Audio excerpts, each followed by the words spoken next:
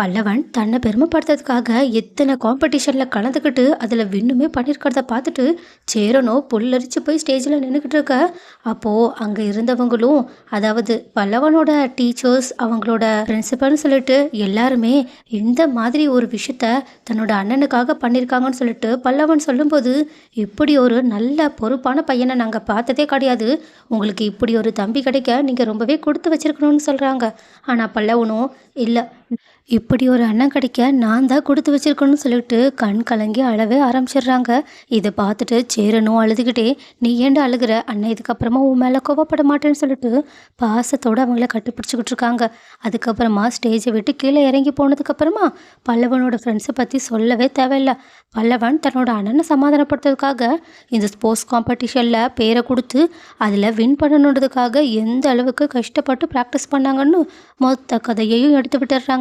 அது மட்டும் இல்லாமல் நிறைய நேரங்களில் பல்லவன் அதனால் மயங்கி விழுந்த விஷயத்தையுமே சொல்ல, இதை கேட்டுட்டு பதறி போன சேரனும், என்னடா ஏன்டா இப்படியெல்லாம் பண்ணிக்கிட்டு இருக்க, முதல்ல வா ஹாஸ்பிட்டலுக்கு போயிட்டு நீ நல்லா இருக்கியான்னு செக் பண்ணி பார்த்துட்டு வரலான்னு பதட்டத்தோடு பேச. ஆனால் பல்லவனும் சிரிச்சுக்கிட்டே, அண்ணன் எனக்கு ஒன்றும் இல்லைண்ணே, நான் நல்லா இருக்கேன், இங்கே பாருண்ணே, உங்ககிட்ட நல்லா தானே பேசிக்கிட்டு இருக்கேன்னு ரெண்டு பேரும் பாச மழையை பொழிஞ்சிக்கிட்டு இருக்க.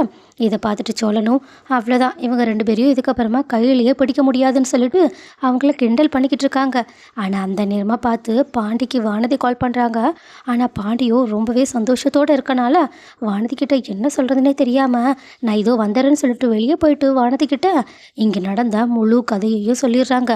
ஆனால் இது எல்லாத்தையுமே கேட்டுட்டு வானதி சந்தோஷப்படுவாங்கன்னு பார்த்தா, என்ன பாண்டி, இந்த மாதிரி ஒரு விஷயம் நடந்திருக்கு, அவங்க குடும்பம் எல்லாரையும் நீங்கள் கூட்டிகிட்டு போயிருக்கீங்க, என்கிட்ட ஒரு வார்த்தை சொல்லலைல்ல, ஏன் உன் தம்பி நிலா அவனுக்கு அண்ணி இல்லை அம்மா மாதிரியெல்லாம் சொல்லியிருக்கான், அப்போ நான்லாம் யார், நானும் அந்த வீட்டோட மருமகளாக்க போகிறவ தானே, ஏன் நிலா கூட அந்த வீட்டை விட்டு எப்போனாலும் போயிடலாம், சோழனுக்கும் நிலாவுக்கும் நடந்தது ஒரு பொம்மை கல்யாணம்னு ஏன் நான் முதற்கொண்டு உங்கள் எல்லாருக்கும் தெரியும், ஆனால் நீங்கள் எல்லாரும் அவ்வளோதான் தலையில் தூக்கி வச்சுட்டு ஆடுறீங்க, உண்மையாகவே நான் தான் அந்த வீட்டுக்கு முதல் மருமகளாக வர வேண்டியது, நீ மட்டும் என்னை கரெக்டான நேரத்துக்கு கல்யாணம் பண்ணி கூட்டிகிட்டு போயிருந்தேன்னா இந்த மாதிரியெல்லாம் ஆயிருக்குமா, எனக்கு சுத்தமாக பிடிக்கல, எல்லாரும் எனக்கு இம்பார்ட்டன்ஸ் தரலனாலும் நீயாவது என்னை பற்றி யோசிச்சிருப்பான்னு நினச்சேன், ஆனால் நீயும் இப்படி என்னை மறந்துட்டல்ல அப்படின்னு பேச.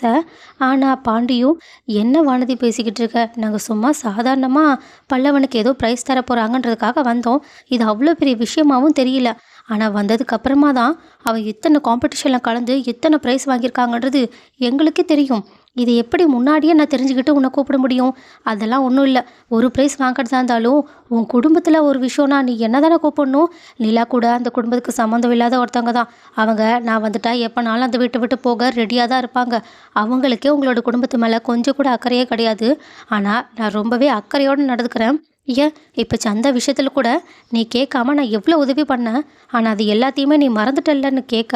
ஆனால் பாண்டியும், இங்கே பாரு, நிலா அண்ணி எங்களுக்கு நிறையவே உதவி பண்ணியிருக்காங்க, ஆனால் அதை எதையும் உன்னை மாதிரி சொல்லி காட்டினது கிடையாது, இதுதான் உனக்கும் அவங்களுக்கும் இருக்கிற வித்தியாசம், அதனால தான் நிறைய நேரத்தில் நீ எனக்கு கரெக்டானவளா இல்லையான்னு என்னை யோசிக்க வைக்கிற அளவுக்கு இருக்குன்னு சொல்ல. ஆனால் இந்த வார்த்தையை கேட்டதுக்கப்புறமா பாண்டியன் தன்னை இன்னுமே மனைவியாக ஏற்றுக்க மறுக்கிறதுக்கான காரணத்தை புரிஞ்சுக்கிட்ட வானதியும், ஓ அப்பனா இதுக்காக தான் நீ எங்களை நிச்சயம் பண்ணதுக்காக வரமாட்டேன்னு சொன்னியா, நல்லா புரிஞ்சிடுச்சு, நீ ஏதோ வேற ஒரு விஷயம் சேரண்ணனோட கல்யாண விஷயம் அது இதுன்னு சொன்ன நினச்சேன், ஆனால் இப்போ தானே புரியுது உனக்கு என்ன கல்யாணம் பண்ணிக்கிறதுல குழப்பம் இருக்குது, முக்கியமாக நான் உன்னை காதலிக்கிற அளவுக்கு நீ என் மேலே கொஞ்சம் கூட காதலை வச்சதே கிடையாது, நிறைய நேரத்தில் என்னை உதாசீனம் தான் படுத்திருக்க, என்ன உனக்கு என் மேலே இருக்க அன்பை விட அந்த நில அண்ணி மேலே இருக்க அன்பு தான் அதிகம், பேசாமல் நீ அவங்களே கல்யாணம் பண்ணிக்கணும்னு லைட்டாக வார்த்தையை விட்டுடுறாங்க. ஆனால் கோவப்பட்ட பாண்டியும், நீ என்ன பேசிக்கிட்டு இருக்க வானதி, இங்கே பாரு, இதுக்கு மேலே என்கிட்ட கால் பண்ணி இப்படி பேசுகிற வேலை வச்சுக்காத, நான் அப்பப்போ நினைப்பேன் நீ பண்ணுற விஷயங்களால் பேசாமல் உன்னை விட்டுட்டு போயிடலாமோ, என்னோட நிம்மதி எல்லாமே போகுதுன்னு நினைப்பேன், ஆனால் அப்பப்போ திடீர்னு நீ ஏதாவது ஒரு விஷயம் பண்ண போய் அதில் நான் என்னையே மறந்து போயிட்டு நம்ம தப்பாக புரிஞ்சுக்கிட்டு இருக்கோம், இவளை பற்றி இவள் கண்டிப்பாக மாறிடுவான்னு நினச்சேன், ஆனால் நீ இப்போல்லாம் வரம்பு மீறி பேச ஆரம்பிச்சிட்ட, முக்கியமாக என் அண்ணியை பற்றி இப்படி மறுபடியுமே பேசுன அப்புறம் நடக்கிறதே வேறன்னு சொல்ல. ஆனால் பாண்டி தான் மேலே கோவப்படுறதுக்கு பதிலாக அவங்க அண்ணியை பற்றி சொன்னதுனால தான் அவங்களுக்கு கோவமே வர்ற மாதிரி காட்டுறதுனால அவங்க கோவத்தோட போதும் இதுக்கு மேலேயும் நம்ம இந்த விஷயத்த நீட்டிக்க வேண்டாம், போதும் இதோடையே நம்ம முடிச்சுக்கலாம்னு சொல்ல பாண்டியும் ரொம்ப சந்தோஷமாக போச்சு. நானே எப்படி சொல்கிறதுன்னு தெரியாமல் இருந்தேன். போதுவானது இதோடையே நம்ம முடிச்சுக்கலாம். எனக்கு தெரிஞ்சு நமக்கு நடுவில் இருந்த நம்பிக்கையும் காதலும் எப்போவோ முடிஞ்சு போயிடுச்சுன்னு நினைக்கிறேன். அதனால தான் நீ இப்படியெல்லாம் பேசிக்கிட்டு இருக்க. நானும் இதுக்கு மேலேயும் உன்னோட டார்ச்சரை பொறுக்க முடியாது. நான் நிம்மதியாக இருக்கணும்னு ஆசைப்பட்றேன். ஆனால் இப்போ எவ்வளோ சந்தோஷத்தோடு உங்ககிட்ட பேசினேன். ஆனால் அதை உன்னால் புரிஞ்சிக்கவே முடியலல்ல. இப்படி ஒருத்தி கூட என்னால் காலம் முழுக்க வாழவே முடியாது. இத்தோட நம்ம பிரேக்கப் பண்ணிக்கலான்னு ஃபோனை உடனடியாக கோவத்தில் கட் பண்ணிடுறாங்க. ஆனால் இதை எதிர்பார்க்காத வானதியும் இவன் என்ன பிரேக்கப்புன்னு சொல்லிக்கிட்டு இருக்கான், இந்த மாதிரி இவன் பேசினதே கிடையாதே அப்படின்னு ஷாக்கிங்கோடு நின்றுக்கிட்டு இருக்காங்க. ஆனால் எந்த பக்கமோ பாண்டி பேசினது எல்லாத்தையுமே அவங்களோட மொத்த குடும்பமும் கேட்டுட்டு அவங்கக்கிட்ட வந்துட்டு என்னடா நடந்துக்கிட்டு இருக்கு, ஏன்டா இப்படியெல்லாம் பண்ணன்னு சேரன்னு கேட்க. ஆனால் சோழனும் அப்பாடா ஒரு வழியாக நீ சரியான விஷயத்த பண்ணியிருக்கடா, அந்த பொண்ணு வேண்டாண்டா, கண்டிப்பாக அந்த பொண்ணு மட்டும் நம்ம குடும்பத்துக்கு வந்துச்சு அவ்வளோதான், உன்னோட நிம்மதியும் போயிடும் எங்களோட நிம்மதியும் போயிடும்னு சொல்ல. ஆனால் சேரனும் டேய் சும்மா இரு, இங்கே பாருடா நீ தப்பு பண்ணிக்கிட்டு இருக்க, அந்த பொண்ணு ரொம்பவே நல்ல பொண்ணு, சந்தாவோட விஷயத்தில் எப்படி உதவி பண்ணா பார்த்தல்ல அண்ணா, இங்கே பாருங்க அண்ணா, அவள் இதுக்கு மேலே நம்ம குடும்பத்துக்கு வேண்டாண்ணே, அவள் நம்மளோட குடும்பத்துக்குள்ளே வந்தால் கண்டிப்பாக இருக்கிற ஒற்றுமையும் போயிடும், கண்டிப்பாக அவள் நம்ம எல்லாரையும் தனித்தனியாக பிரிச்சிருவா.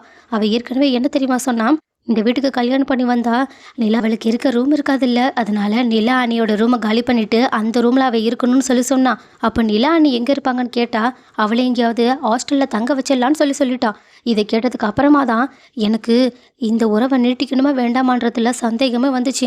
அதனால தான் உங்கள் கல்யாணம்னு காரணம் சொல்லி நான் இந்த நிச்சயதார்த்தத்தை நிறுத்தினேன். ஏன் இன்னுமே அவளை கல்யாணம் பண்ணிக்க கூடாதுன்னு தான் எனக்கும் தோணிக்கிட்டு இருக்கு.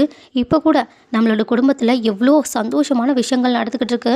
ஆனால் அதை சந்தோஷமாக அவகிட்ட சொல்லலாம், அவள் அதுலேயுமே ஒரு குறை கண்டுபிடிச்சி உனக்கு என்னை சுத்தமாக பிடிக்கவே இல்லை, நீ எனக்கு இம்பார்ட்டன்ஸே தரலன்னு சொல்லிட்டு அவள் என்கிட்ட சண்டை போட்டுக்கிட்டு தான் இருக்கா.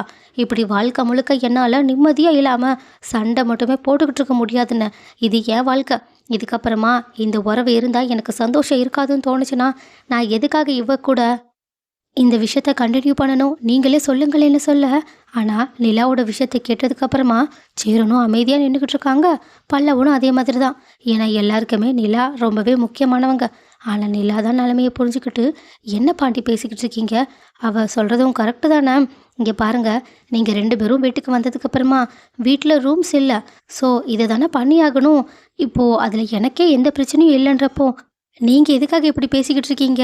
இங்கே பாருங்கள், முதல்ல வானதிக்கு கால் பண்ணுங்கள், வானதி ரொம்பவே நல்லவங்க, ஏதோ என்ன பேசுகிறதுன்னு தெரியாமல் பேசிக்கிட்டு இருக்காங்க, மற்றபடி அவங்களோட மனசார அவங்க யாருக்கும் எந்த தீமையும் நினைக்க மாட்டாங்க, சந்தாவோட விஷயத்தில் எப்படி உதவி பண்ணாங்கன்னு தெரியுமான்னு சொல்ல.